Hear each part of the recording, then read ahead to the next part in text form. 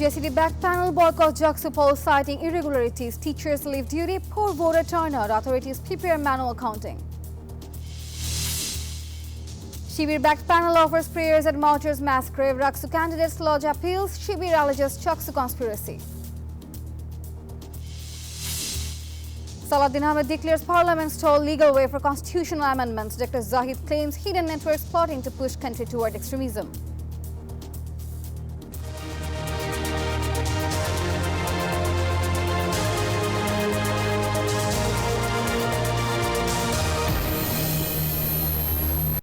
Hello and welcome to the News24 English Bulletin. This is Nafisa and those were the headlines. Now the details. The Jatiyotawadi Chhatra Dal-backed panel has boycotted the Jahangirnagar University Central Students' Union and Hall elections, citing irregularities. The announcement came just hours before polls closed.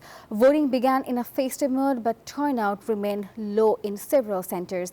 At Fazilat-un-Nisa Hall, balloting was suspended amid chaos and resumed after an hour and a half. Voting continued until 5 p.m., with authorities confirming manual counting of ballots later in the evening.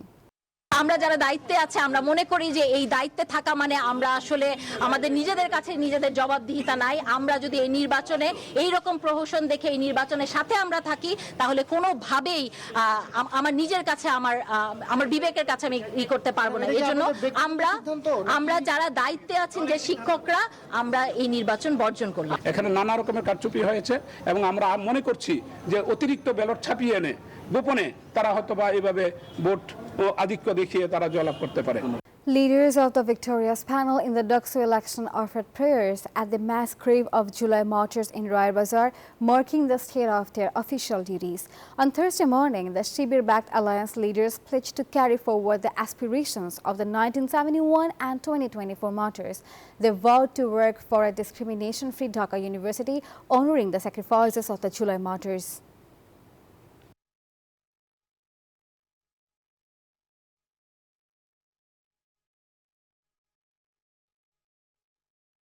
Objections to the preliminary candidate list for Russia University Central Student Union JUCSU elections are being reviewed and resolved. Friday marks the final day for nomination withdrawals. The final candidate list will be announced on September 14. The preliminary list released Thursday include 315 candidates, a total of 255 for the Central Student Council and 60 for Senate positions. After verification, 7 candidates have been cancelled. The Election Commission held a discussion with students on the draft code of conduct for the JUCSU elections.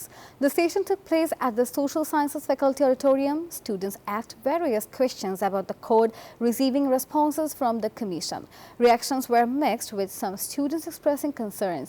Towards the end, Jatiyotawadi Chhatra Dal leaders and activists boycotted the session, alleging administrative bias in the process.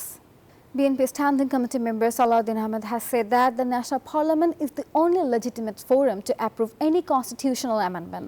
Speaking at discussions at Shirajuddin Auditorium on Thursday morning, he added that merely discussions proposals at the Consensus Commission cannot replace parliamentary approval.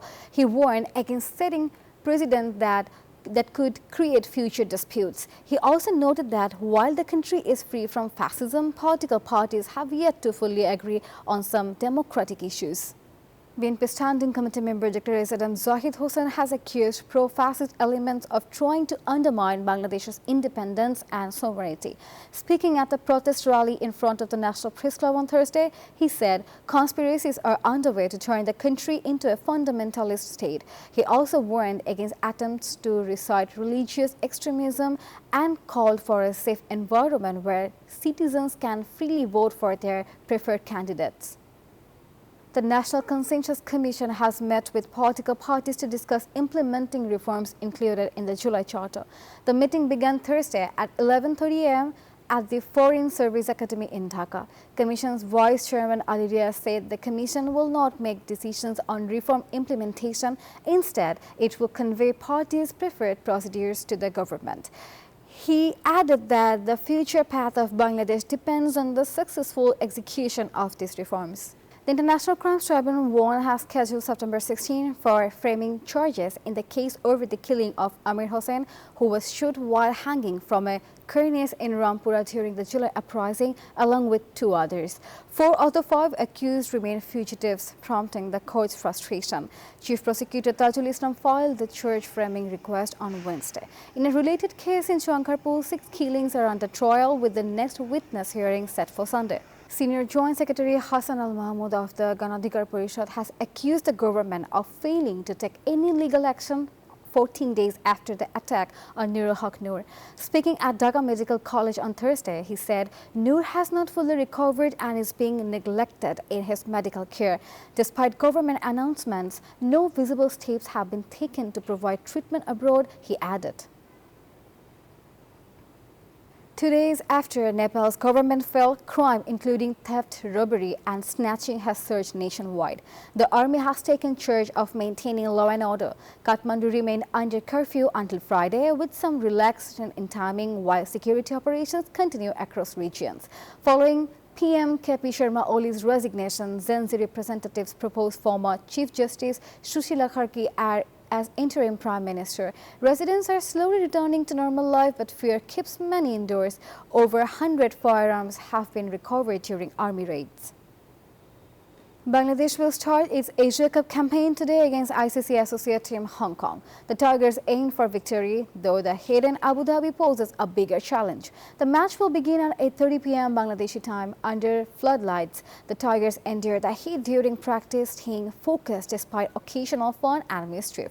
Team selection debates continued, with Leighton Dash hinting at the player 11. Hong Kong skipped practice but shared their game plan, emphasizing a win regardless of past results against Bangladesh.